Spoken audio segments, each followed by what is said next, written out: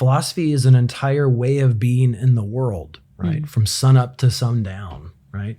That permeates and finds its way to kind of interweave itself through how you spend your money, how you spend your time, how you raise your kids, how you discipline your kids, why you discipline your kids.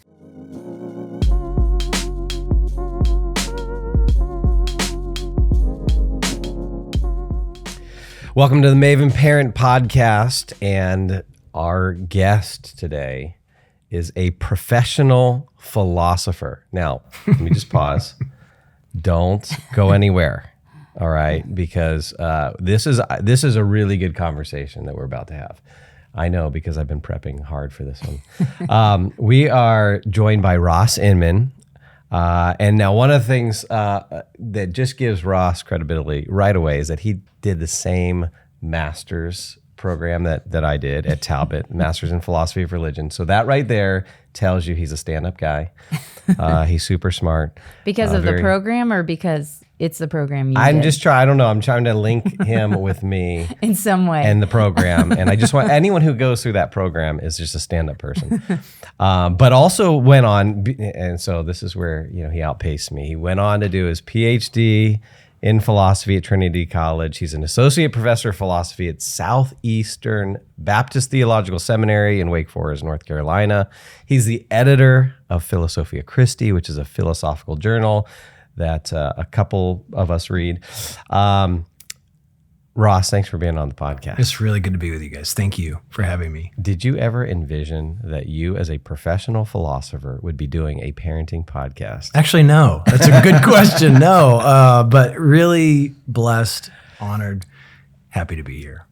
Yeah. Now, so we're going to connect. Like, why do, Well, our listeners might be thinking, why did you bring a professional philosopher onto the Maven Parent Podcast? Because what on earth does philosophy have to do with parenting, right? Yeah, exactly. And we're going to get to all that. In fact, this is this podcast is going to blow your mind.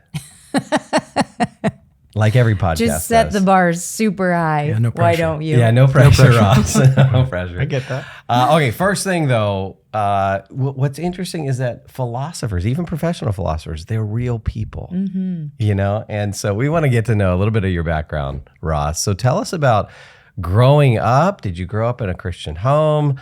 When did you come to Christ? And then maybe your journey into the scholarly world. Wonderful. Happy to share. So I was actually born in Bermuda, oddly enough. We just actually visited, this past summer, but my parents were not believers. They became Christians a little later in life. And we're from San Diego, California, both of my sister and I.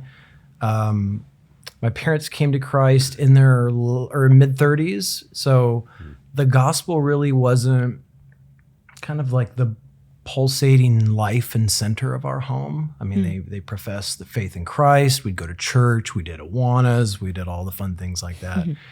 Got very sweet memories of that. But it just wasn't a vibrant reality in my life. Happy to say that God has done a beautiful work in their lives just in the past 20 years. So it's been really neat to watch the Lord get a hold of both of them. So I grew up in San Diego and came to Christ as a junior in high school, actually largely due to the influence of my now wife. So Suzanne is the name of my wife. And we were at a Christian high school. The name of the high school was Christian High School. And no joke. And, how'd they come up with that? I know, it's just too good to be true. Yeah. And so I transferred there just for the sports and the girls. Literally was not a believer, was not walking with the Lord in any way whatsoever. And they just had pretty girls and good sports teams. And I wanted to play professional baseball at the time. And so I transferred to this insanely expensive private school. I don't know how I talked my parents into sending me there, but they finally were able to move some funds around to send me there. And I'm glad they did because my life has never been the same since, honestly. And I just was a hardened young man. I just was a man full of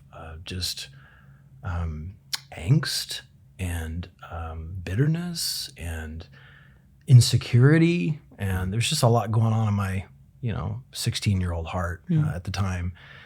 And I got to know Suzanne just through some circle of friends, and she was just, her life rang true. There was a reality to her life. She really lived what others professed. And there was a time when I would be in chapel throughout the week in high school, watching people raise their hands and sway in worship.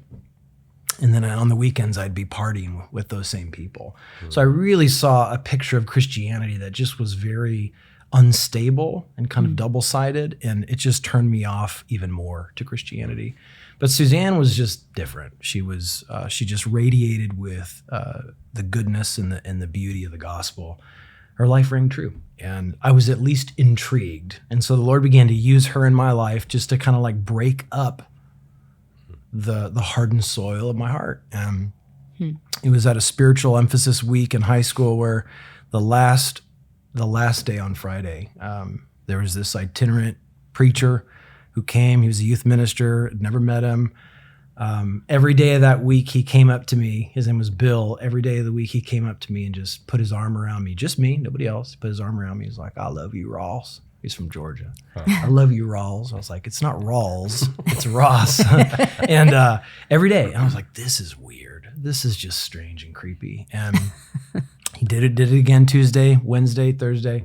And I don't know what it was, just about the simplicity of just, he genuinely cared for me and loved me. And it just kind of broke through. And I'd heard the gospel hundreds and hundreds and hundreds of times. And it was that Friday, and it was just kind of my spiritual tipping point. And the Lord was like, "It's time." And I was leaking profusely out of my eyes, and that was not a normal thing. And so that was the kind of the day that I kind of gave and surrendered my life to the Lord, and largely because of the ministry of my dear wife. Yeah. So that was you said 16 years old Yeah. at that point? Yeah. Which I just want to pause here, and because I know that there are some parents that are listening now who might have that 15, 16, 17-year-old who they look at and they say, "Gosh, their heart is so hard." And I think your story just reminds us that nobody is beyond the reach of Christ. Absolutely. And so, to take, and this is why we love our guests to share their stories, because there's always encouragement there. And so that's an encouragement for parents, never, not to give up hope, never to stop praying. Even in your story, a hard-hearted 16-year-old, the Lord breaks through. Amen. So, I actually later found out, Brett, why he came up to me. Oh, and yeah. me alone to put his arm around me. I later found out that he had called the school 3 weeks ahead of time, and he said, "Give me the names of 3 students that if the Lord got a hold of their lives, that campus would be different." And so the teachers gave them my name, and he just prayed. He's like, "I just prayed. No I way. prayed and prayed and prayed and prayed for you." And so he knew exactly who I was. I had no idea who he was, but he made a beeline for me. And so I just want to encourage parents out there that prayer is powerful and it is efficacious, and God can use the prayers of the saints to do amazing things. And I would not be standing here or sitting here today talking with you both, in all honesty. I don't think if he had prayed for me at time. So, yeah. Good word. Yeah. That's encouraging. Okay, so you didn't become a professional baseball player. So what happened? Yeah, when kind of God gets into the heart and kind of does a full renovation.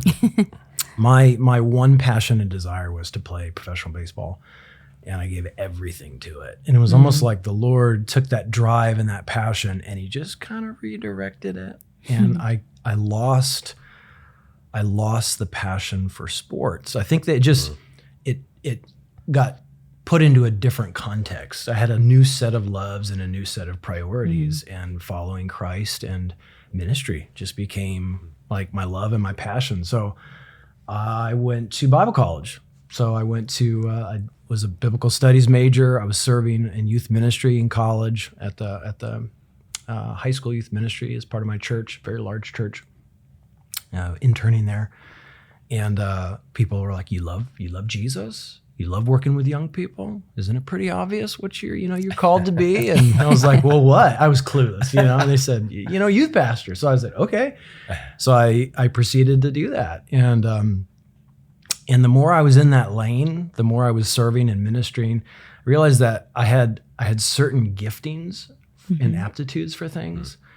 And teaching was like, I came alive, and I just I felt like I was feeding God's people when I would teach. And it was actually the role of my professor in college, at this Bible college, when I was going through a time of great spiritual turmoil. The questions began coming, because I think God has wired me to naturally ask those kinds of fundamental questions. And they just naturally began to come, and how do I know God's really there? How do I know that Jesus really is who he said he was? How do I know that he rose from the dead? How do I know anything about history and morality and ethics and philosophy? And so I began to ask these questions, and I would go to those in my church community and even at the college there, and I began to ask in all sincerity, my fellow teachers, my pastors, help me, like asking for help. Would you walk with me through this? I don't know how to navigate these questions. They're there. I don't know how to navigate them. Would you help me? And it was really sad that the sort of universal response I got was either those questions don't matter, or you should stop asking those questions. So more negatively, like you need to have more faith. You need to have a longer quiet time. You need to read your Bible more. And I didn't know how to convey to them that the issue was I have a hard time finding the motivation to get on my knees and pray to a God I'm not sure is even there. And to crack a book I'm not even sure he wrote. So it was of that deep, deep kind of fundamental question that was really weighing heavily on me. And I walked into my first philosophy class, actually in college. And I looked at the syllabus, and the professor said, we're going to be tackling issues like the existence of God, the problem of evil, the resurrection. And he sort of went one by one. I was like looking around. I had like come home. I can explore these questions from a posture of like faith. I believe, but I want to understand what it is that I believe and why I believe it. And so that was like, it opened up the possibility of me playing a similar role in the lives of students. And when I began praying through, like, well, Lord, what would you have me to do with my life? He kind of just spotlighted my college professor. He said, look at the ministry and the impact this man has had in your own life. Fred Blackburn was his name. And he's fundamentally, God used him to change the trajectory of your entire life. And I said, wow, that'd be a neat way to spend my life. Like helping people walk through those big questions. Without cutting and running, and just saying they're really beautifully rich and satisfying answers to these questions. They're there, but let me help you, point you to where to dig, So that's like what set me off. And I said, how did you become a philosophy professor? He's like, well, I had to go to school for a really long time. I was like, okay, I guess that's what I'm doing. And that's what sent me to Talbot. Okay. So that's what set me off looking at grad programs in philosophy. And so weave in your marriage, and give us a little bit of the personal background. So at what point did you and your wife get married? You met in high school. Yeah, we did. We dated about 7 years before we ended up getting. That's way too long. I want to add. It was. Well, when you meet at 16 or whatever, I mean, you need a little bit of. That's true. You've got to pay bills, so there's that. That's true. The voice of reason, I might add, that I was not ready to hear in college. So we tried to make the pitch in college, like, here's why we think we should, get married, and or we wanted to honor our parents, and they were like, oh, that's so sweet, but no, like for that reason, no. So we waited, but 2006 is when we were married. So a year after my wife graduated college.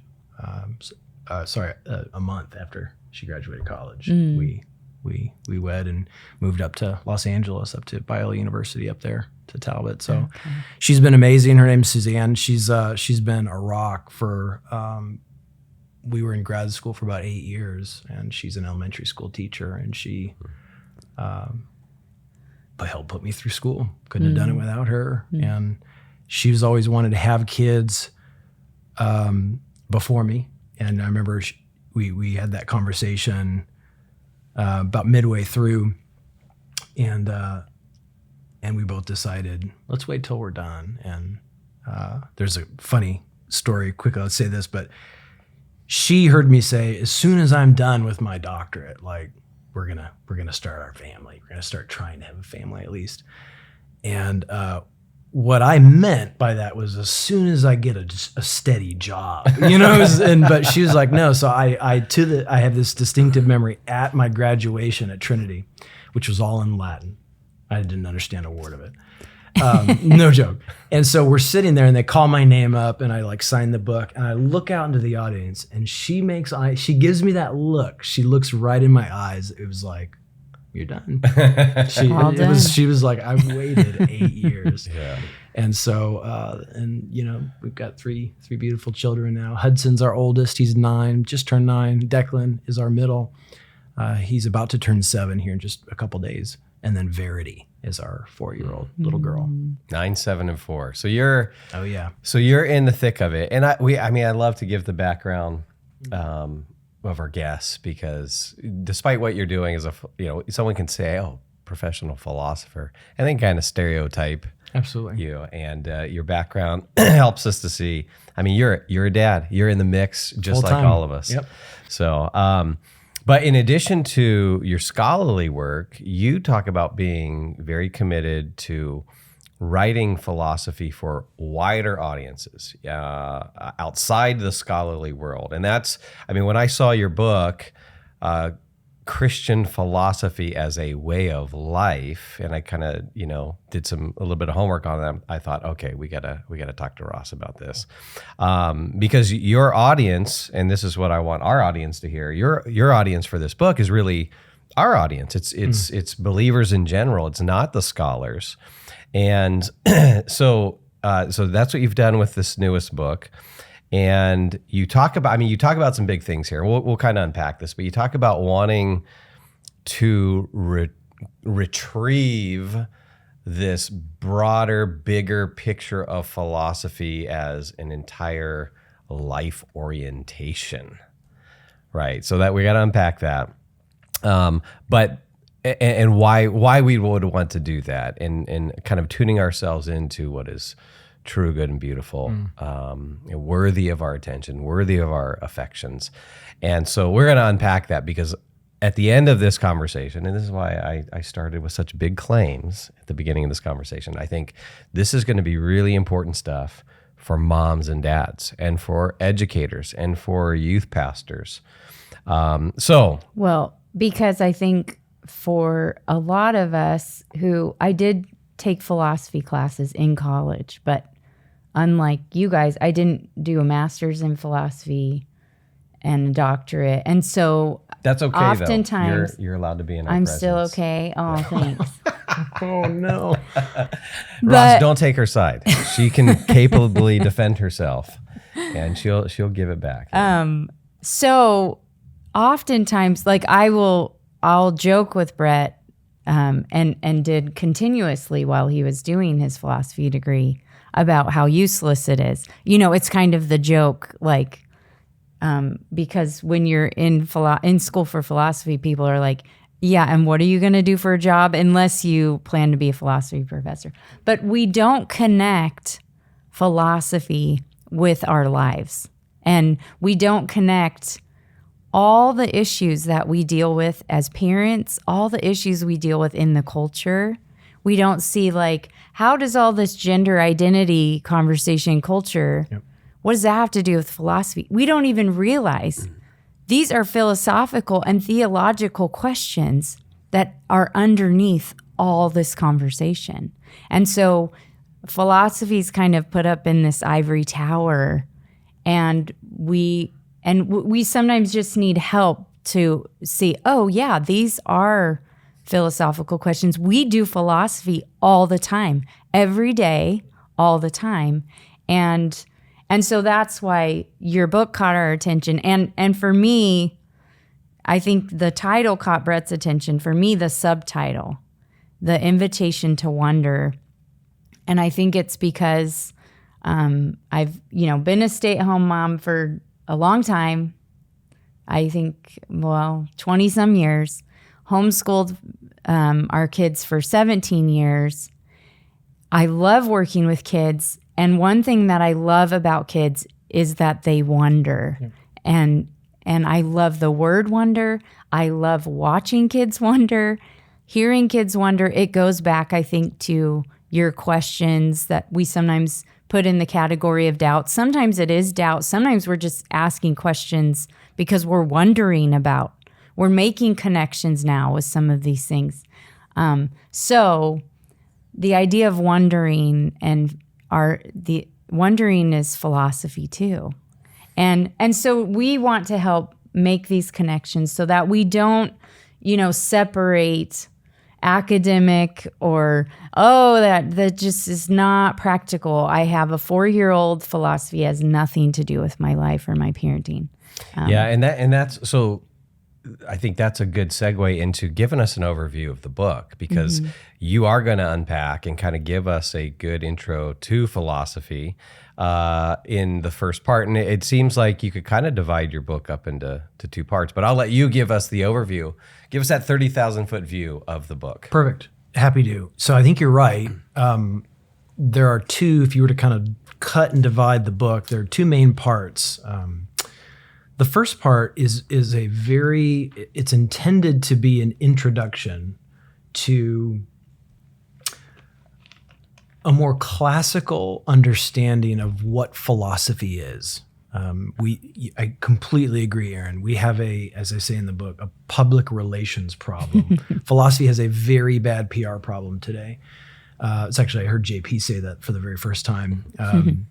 And we tend to view philosophy and philosophers either as completely out of touch with reality. Think of like the professor who, like, with the disheveled look in his tweed blazer, stacks of books around him, in his cave. We tend to have a view of philosophers as just not really competent at living well, right? They're smart, they're intelligent, but would you let them babysit your kids? Probably not. But so there's a PR problem. In the first part of the book is basically to say there's an older, richer, thicker way to view philosophy that's more expansive. So it's not necessarily a subject matter that you study, but for these ancients, I'm thinking like even ancient Christian and non-Christian philosophers, this actually begins with ancient Greek philosophers, that philosophy is an entire way of being in the world, right? From sun up to sundown, right? That permeates and finds its way to kind of interweave itself through how you spend your money, how you spend your time, how you raise your kids, how you discipline your kids, why you discipline your kids. And it's a pervasive way of living. And so for these ancients, philosophy wasn't just, as we tend to think about it today, as just being really razor sharp intellectually, right? For them, it involved philosophy was a much more expansive, broad concept that involved certain spiritual exercises. Oddly enough, we hear that word and we think of like spiritual disciplines. But for these ancient philosophers, the philosophical way of life wasn't just about sitting in your room navel gazing on interesting intellectual puzzles, but it involved orienting yourself to a worldview, a view of the world as true, whatever that was. And so for some of these ancient philosophers, that looked very different from the Christian story. So like, take like an Epicurean philosopher, they would say pleasure, like the pursuit of pleasure, the unbridled pursuit of pleasure is the good life, right? obviously that's at odds with the Christian story. So a view of what is true and what is good, and then actually structuring and ordering your life towards those ends, towards achieving those ends. So like action is interwoven into the philosophical life for these ancients. And in the book, I try to illustrate just the difference between a moment and a way of life. And so I give the example of like being a surfer, right? Being from Southern California, you guys will appreciate this. So if someone told me they picked up a surfboard and dusted it off and went surfing, right, on their like once every 3 years, you know, in no way should they call themselves a surfer. Right? No, we actually have another term for them. We call them a kook. And you splash them and you tell them to get off the break. And so, yeah, absolutely. So if you know a surfer, you know they're checking swells. They're making sure they've got the right, thickness on the wetsuit. They're waxing their board. They're making sure their boards not have any, holes in it. It's all sealed up. It's an entire life orientation that marks what they do from sun up to sundown. By the way, did you ever surf? I did. Oh, okay. Yeah, We're going to have to absolutely. talk about that off Absolutely. camera. Off camera here. Your stock just went up higher. Yeah. And the same with like, being a runner, being a reader, right? Mm-hmm. What makes one a runner versus, I like to quickly move my body once a month. You're not a runner. If you know a runner or if you know a musician, you know that their whole life is structured around practicing, playing, writing music. That's what they do. Musicians, music is interwoven into the fabric of their life, right? They're a musician, right? And that's how these ancients understood being a philosopher. It wasn't just you go to a lecture and then you're done, or you take a required philosophy class, check it off your curriculum list, and you're done, right? Not for these philosophers. It was all consuming. It was a way of living for the sake of pursuing a good and flourishing human life. Now, they all had radically different visions of what is real and what is the good life. And that's where the Christian story comes in for Christian philosophers, right? It shapes the coordinates. I call it an existential map in the book, right? We all have an existential map by which we order our lives.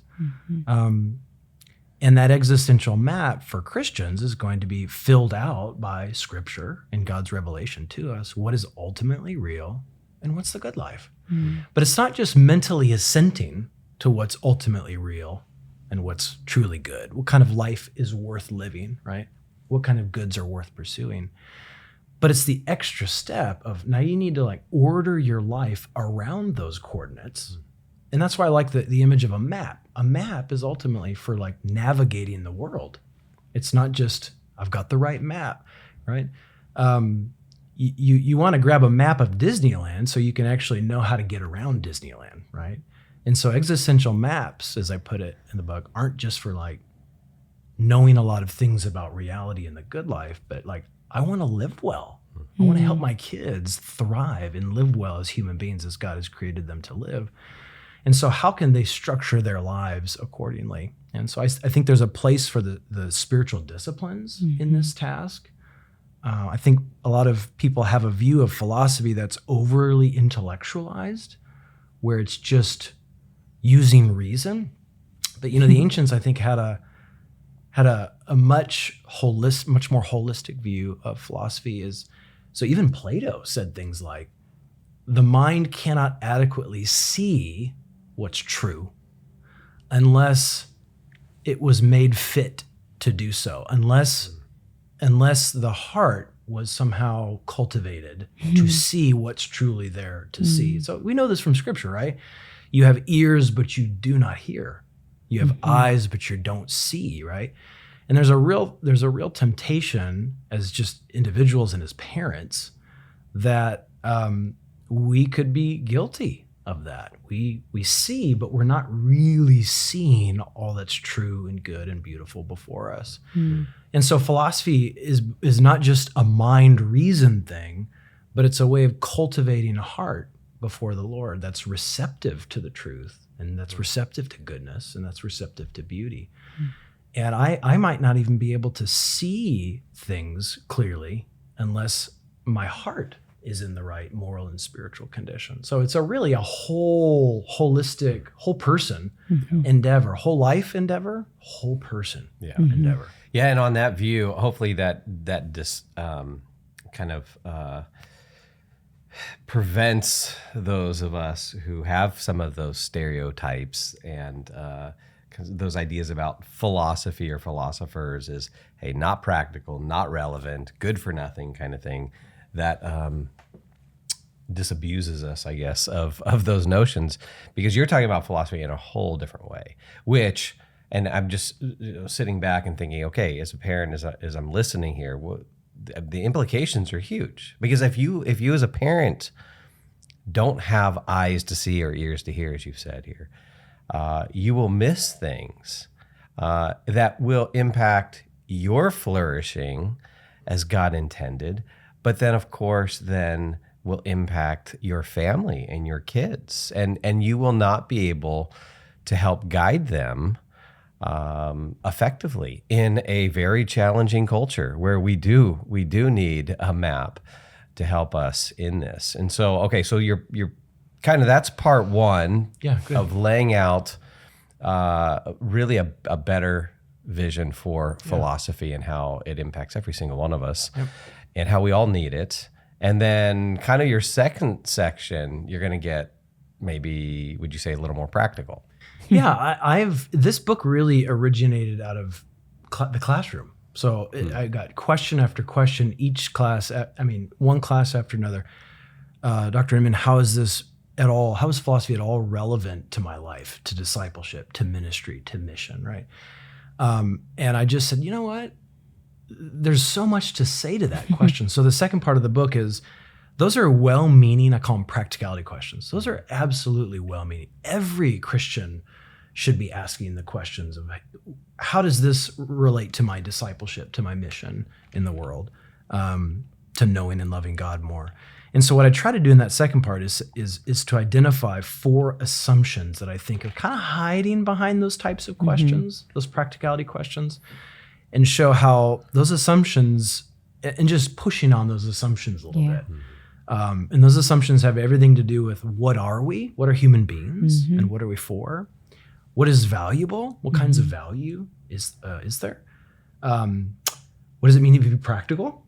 Right? This is probably the one I hope has the biggest impact, is we're working with a view of what's practical and impractical. And there are a whole host of assumptions that are shot through when somebody says, what are you going to do with that? Or how is that at all relevant or practical?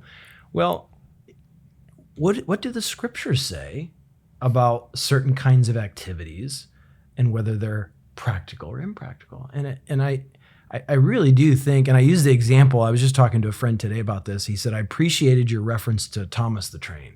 I don't know if you caught that reference, but in the land of Sordor, this is the cartoon Thomas and Friends with little Thomas, the tank engine.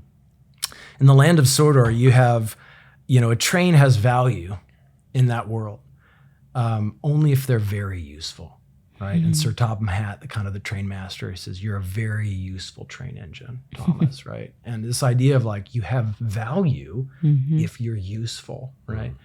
And the reality is for many of us, we inhabit a world with a value structure like that you have value, or some activity has value if you can show me the deliverable, quantifiable results.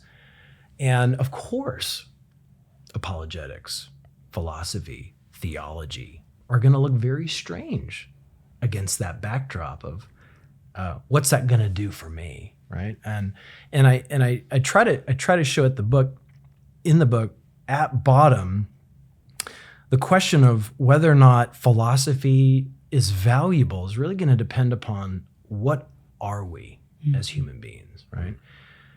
And the way I put it is like this. So God has obviously given us as biological creatures an appetite for food, right?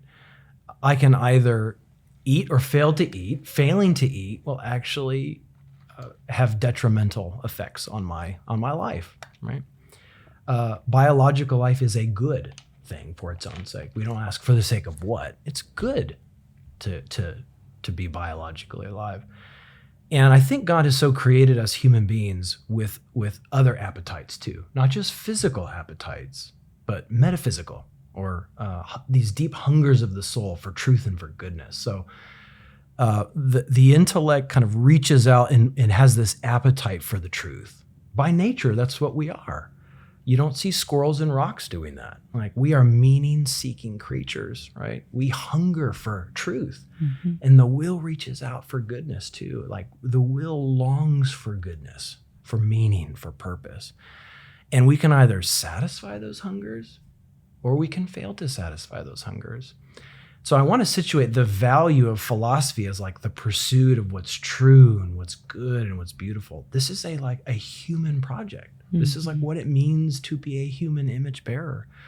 We have, and we alone have, these appetites. And so when you ask, how is that practical?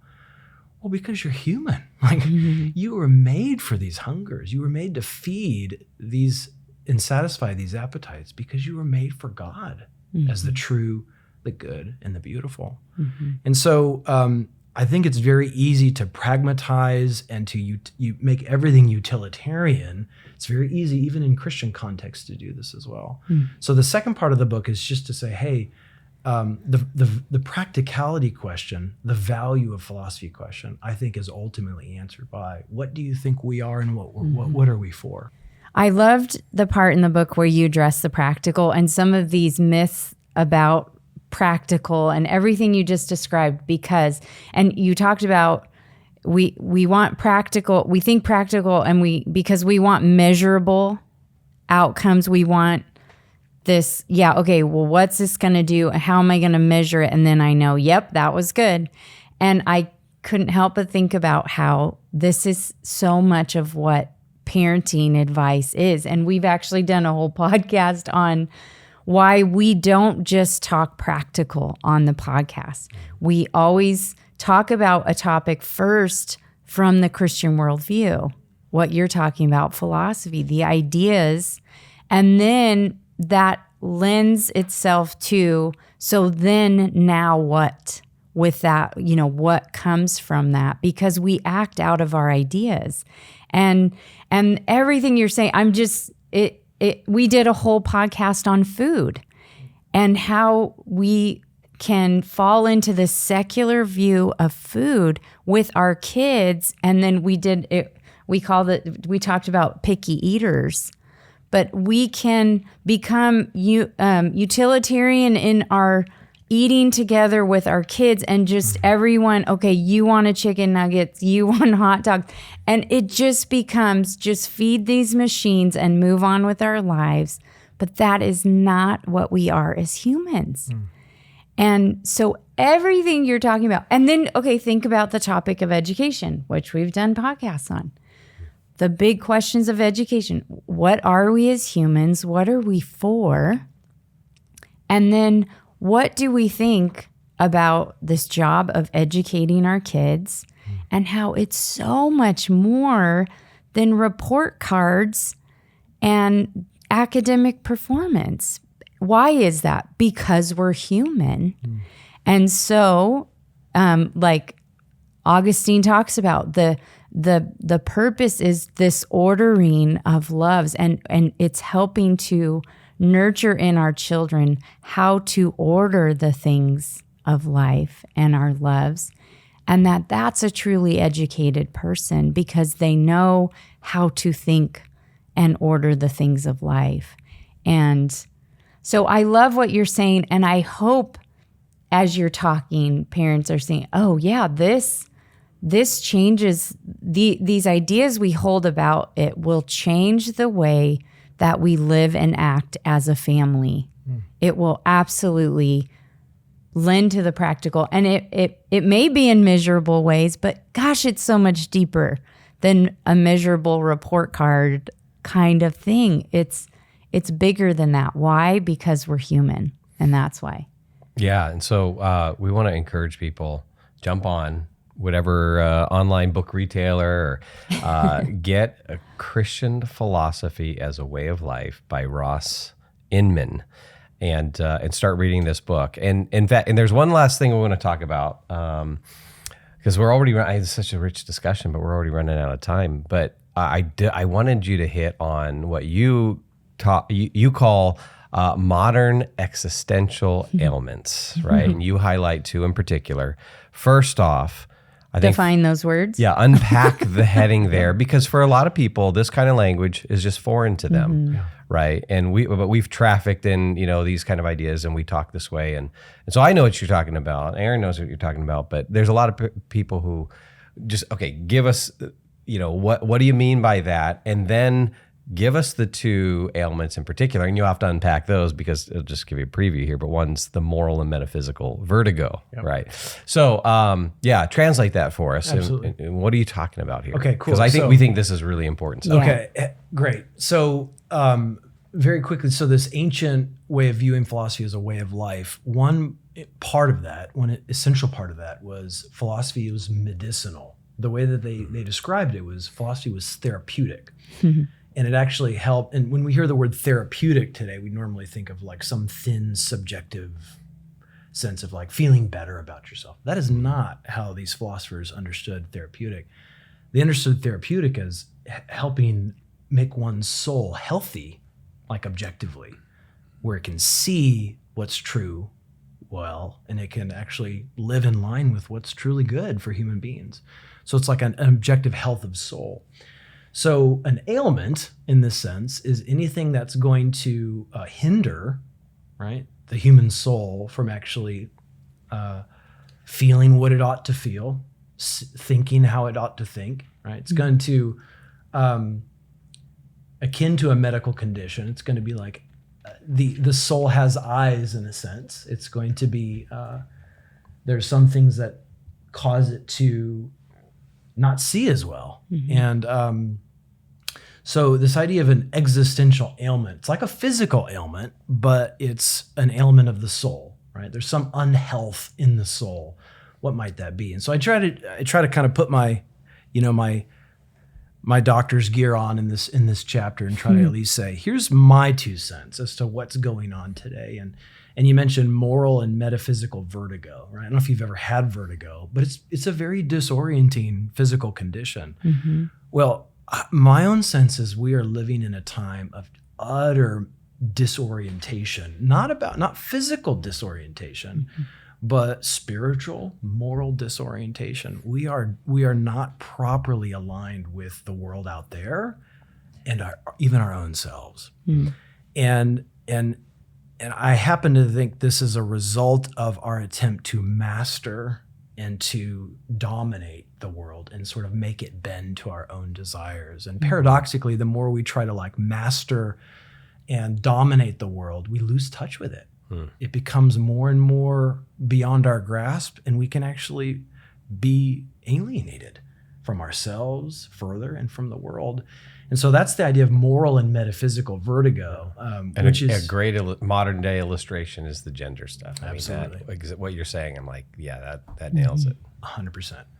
Absolutely. There's spiritual, non-spiritual examples of this. I give the old example of acedia, this where even Christians can no longer be truly responsive to like what's good and what God has called them to. They can sort of sloth, this idea of just laying aside. They can become dull to the things of God. And that is both inside and outside of the church as well.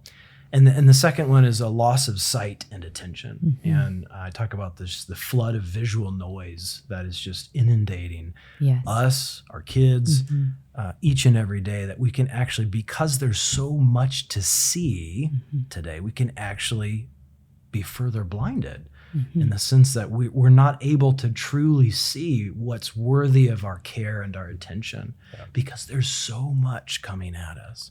So I think as parents, how might we live philosophically as Christian parents, right? That's a really good question. And I would say living philosophically as a Christian parent is one of the most practical things you could do, because if you understand being practical in the sense of helping your kids achieve the kinds of goals that are ultimately worth achieving. And it's that last part. Many parents are just concerned with helping their kids achieve their goals, period, and it ends there.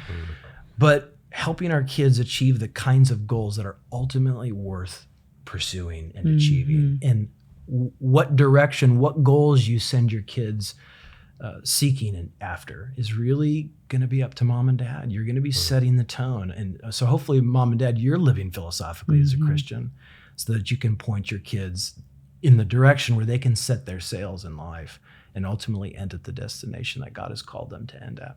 And parents, the part in the book about our loss of sight and attention, you need to have a highlighter because you'll highlight that section because, Ross, I think when I read this part, I'm thinking that, and this is what parents, we need this reminder that we can affect the sight and attention of our kids and how they are attuned to reality or not. And so it isn't inconsequential to allow your kid to have an iPad anytime they have to sit quietly through something.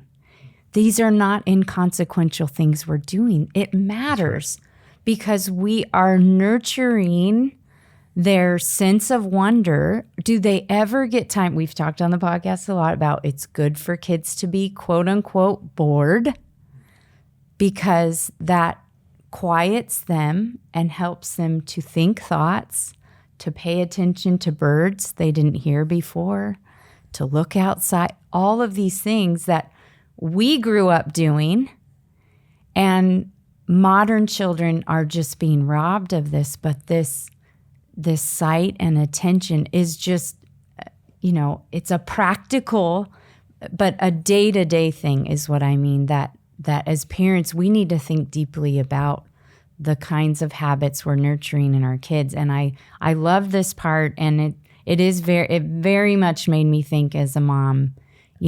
Of course, we love doing family movie nights. And I'm not saying you can't have any screens, but screens are not just these neutral things. They're not inconsequential to our kids' appetites for quiet, for reflection, to wonder, and all these things that are so valuable as they grow as human beings.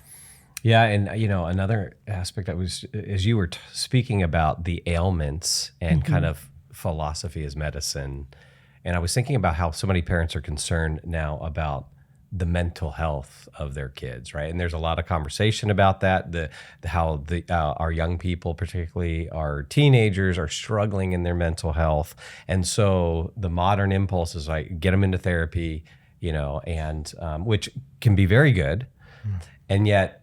I was just thinking about, just what you're talking about here and being able to see the moral and metaphysical vertigo, the upside down world we're in, the loss of sight and attention, and how that has an impact on their mental health, and how thinking more carefully, more deeply about these ailments will help us in this very modern concern about our kids' mental health. And so we could spend another podcast unpacking that. But hopefully for our listeners, this has whet their appetite. And so again, get the book, Christian Philosophy is a Way of Life, Ross Inman. Hopefully this has whet your appetite for this conversation, for, again, just the, a deeper, richer, thoughtful Christian life that has implications for all of your family life, your children, the next generation. So Ross, thanks for this conversation. Thank you to both. It's been wonderful being with you. Maven exists to help the next generation know truth, pursue goodness, and create beauty for the cause of Christ.